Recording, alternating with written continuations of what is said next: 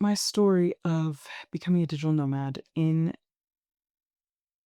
a large nutshell. I'm gonna try to keep this short, but uh, where to begin, right? I'm a U.S. citizen. I was born in Columbus, Ohio, and lived there for most of my younger years. Still have family in Ohio. Um, for as long as I can remember, though, I always wanted to travel. I was interested in other places. I would get books from the library and look up other cultures and stuff. I was interested in the worlds beyond Ohio. And I did have an unusual upbringing, I guess I would say. I was raised super strict Christian, and homeschooled. So the way I would say it is that my world was very small, and I wanted to know what was outside of the bubble. So I went to university. I studied abroad in Spain, in Bilbao. And I remember that a lot of people that went, some of the other students, they were homesick. And I never got homesick. Like, I remember the last couple of days before the semester was winding down. I remember sitting on the beach nearby and just racking my brain trying to figure out how I didn't have to go home. Like, how could I just stay forever? But I didn't stay forever. I did go back home. My university at the time had a thing where I don't know if they still have this. I think it was stupid, but you had to finish your last full year at the university in order to graduate from there. So I had to go back and finish my senior year. A friend of mine who was a bit younger, she went and did another study abroad in Costa Rica. So jealous. But no, it was kind of this. It was a weird, you've had your fun. Time to be a good girl and come back home and do what's expected of you. University expected it, family expected it. Like you graduate, you started school, you finish school. Um, and I did. So I went back to Ohio. I finished school, and I don't think I spoke Spanish for another like 12 or 13 years. Life just kind of keeps happening. I knew I didn't want to be in Ohio, but I knew I wanted to be back in Europe. I wanted to be traveling, but this was 2007 when I graduated. Um, Digital nomading, if there were people doing it, they were they were not on my radar. Um, but yeah, it just Spain felt like a different world, but it's so hard when you come back to the real world and no one gets it, right? I'm just grateful that I went with two other girls who went to my university as well, but it was just strange, like, we came back and you just could not fundamentally slot back into who you used to be before you went, because you changed so much. I remember going to parties and being like, "This is weird. I don't feel like I belong here anymore." Like, you don't fit. You don't fit. Um, but I don't know, life rolls on. And I did all the expected things. I graduated. I went and visited my friend who had done that semester in Costa Rica. We went and traveled around down there, which is wild thinking back now, thinking back, running around uh, Panama, Nicaragua, I think we went to, and Costa Rica, 2007 with like no technology. This was best time, the best times. Um, but then I came back and I met someone. I met someone, had a relationship for 8 years. It was a long-term relationship. So from 22 to 30, I was in that relationship. I moved to Florida from Ohio. I became a middle school teacher. I don't have a degree in teaching. That was a weird time in my life. But everything I've done my whole life has just been, I want this. I'm going to figure out how to do it. I want that. I'm going to figure out how to do it. I remember working while my partner at the time was a teacher and had summers off, and I thought, "I want that." And so figure out how to become a teacher. That was a good time of my life. I enjoyed the first couple of years of teaching. Um, I did not enjoy the last. several years of teaching.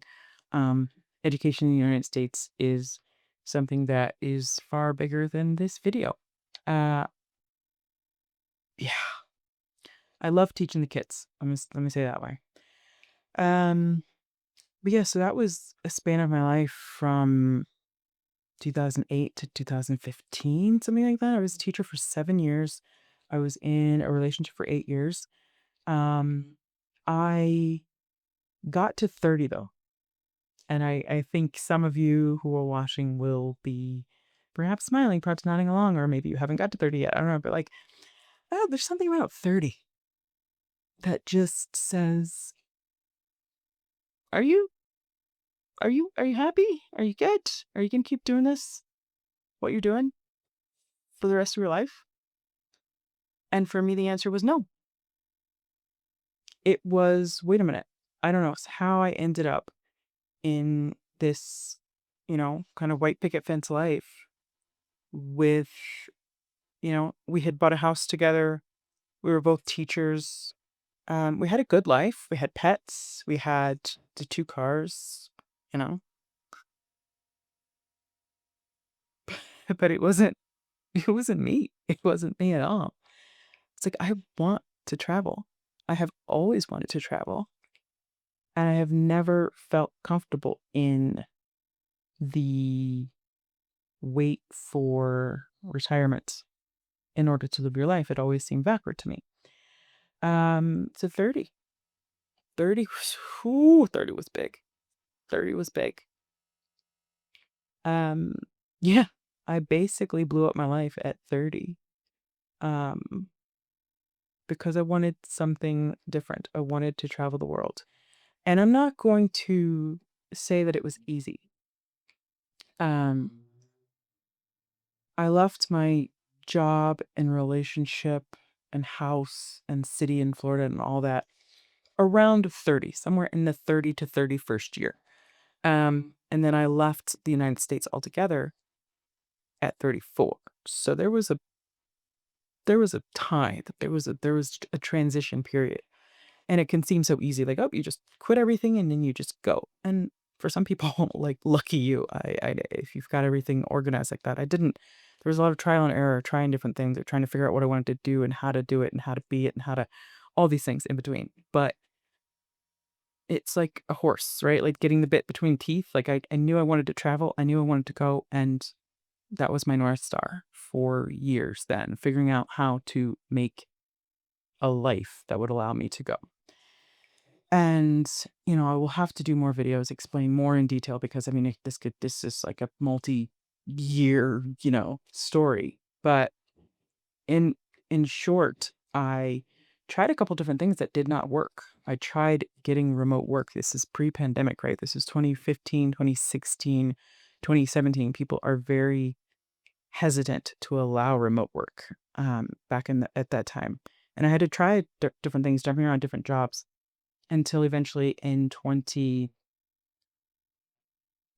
I think, I had found work at a remote company. And it was very exciting because my thinking at the time was, well, if the whole company is remote and doesn't have an office, this is new, this is exciting, this is cutting edge.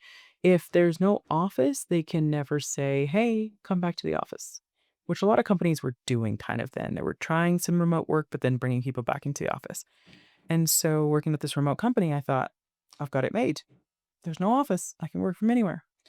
And I did. I enjoyed the time there. I was taking some little mini trips in the States, just going different places to try and see how this remote, moving from place to place while working online would work. And then I got laid off. And that had never entered into my brain, right? It was like, oh, if they don't have an office, then they can't call me back into the office. But it wasn't like, oh, they could just downsize the company and lay you off. And I did. I got laid off. And this is July, and I was furious. And this was throwing a massive wrench into my plans to move abroad. And I was pissed off. I was really, really angry. And I realized something then. I was like, if I work for someone else, I'm always at risk of being laid off for forever now. There's pre-layoff and there's post-layoff. And you're like, oh, This is a thing that can happen. You go to all the company meetings, you sit in them, they talk about yada yada, we're a family, da da da, and then all of a sudden they're gone. And I was like, okay, I understand now. There's no loyalty here. So who's got my back? Who's looking out for me? Who can I trust? And I was like, me, me. If I work for myself, I'm not going to lay me off. So time to figure that out. And I did. I got into like super obsessed with freelancing and working remotely at the time. And again, this was just so early. Not that many people were doing it, 2017, or not that many people were doing it in my circle. There were loads of people doing it around the world, but not in my circle. And so I had to figure out a lot for myself. But I did because the dream was to live abroad. And that was the only way I could see of doing that. Um, and over time, I figured it out. I learned how to freelance. I learned what clients needed and what they were looking for. I learned how to just do what was needed, really, how to be a good worker online, how to manage working from different time zones and whatnot, and how to bump my rate up and up and up and up. So I was getting paid what I was, you know, for the value that I was providing. And it was an eye opener because I used to tell people like, "Oh, I'm freelancing," and they'd just be like, "Oh, well, that sucks," or "That must be a struggle, right?" And I'm like, "No, are you kidding me? I'm making like 2, 3 times what I was making as a teacher. Are you kidding me? This is glorious."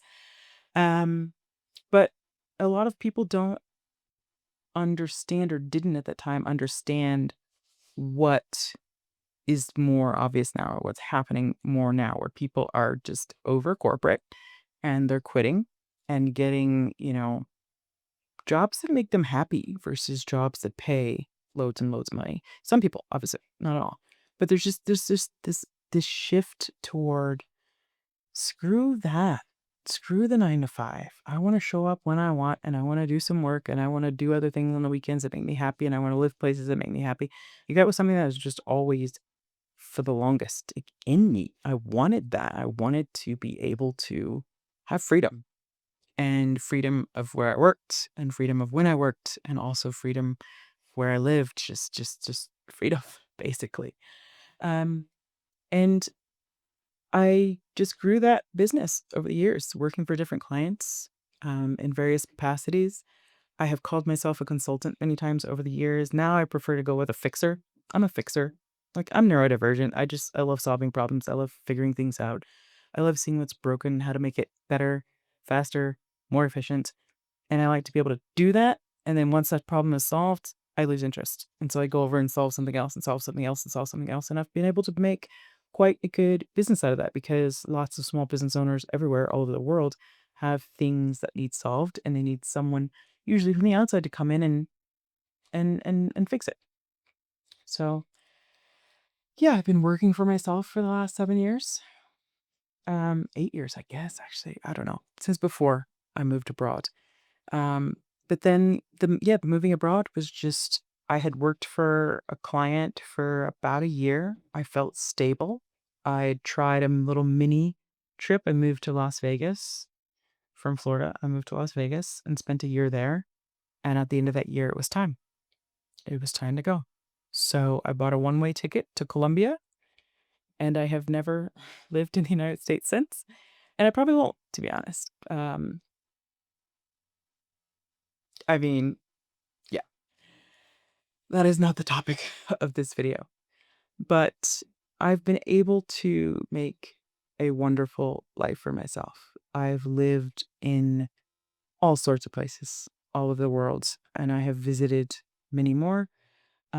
I need, my laptop, Wi-Fi. It's not always working at the beach, but sometimes you work at the beach. It just is. It's an incredible way of life, and I think there's a lot of things in the digital nomad life that people are starting to realize that they want in their regular life, even if they don't want the travel part. They do want that freedom of flexible hours, of being paid what they're worth, or working less and spending more time doing things that they love, that they enjoy. Um, it's been an incredible last 7, 8 years. And I'm really looking forward to the next as well. I'm getting hankering for van life, so we'll see how that unfolds. But overall, I would just say that we need new cliches, honestly. Um, what I was gonna say was like, if I can do it, you can do it too. But like, i it's not been. I don't feel that I've done anything special. I feel that I did what was right for me. I feel that I did what I needed. And I feel that other people can take these same steps with your own little twist on them, you know?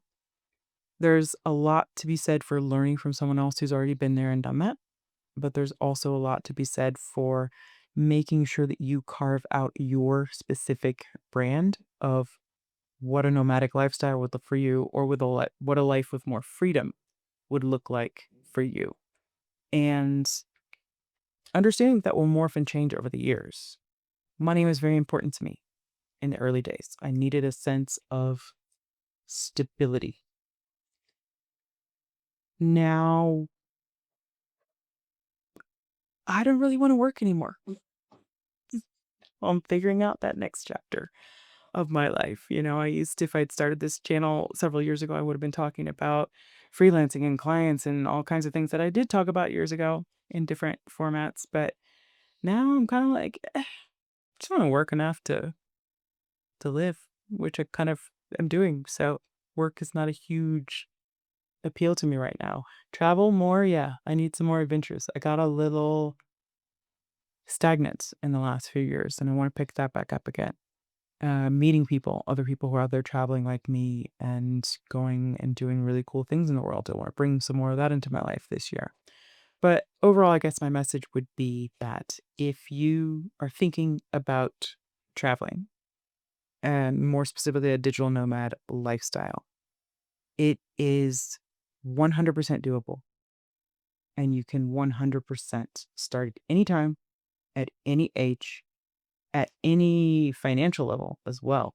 You can do this for very, very cheap, and you can make it your own. And in fact, I would encourage you to. You have to make it your own. If you go out looking for what you see on somebody else's channel, on somebody else's Instagram, TikTok, whatever, it's not gonna it's not you're gonna be disappointed by the day to day. But if you're realistic about it in the sense that you know what you like and what you want out of it, I'm telling you, it's a great life.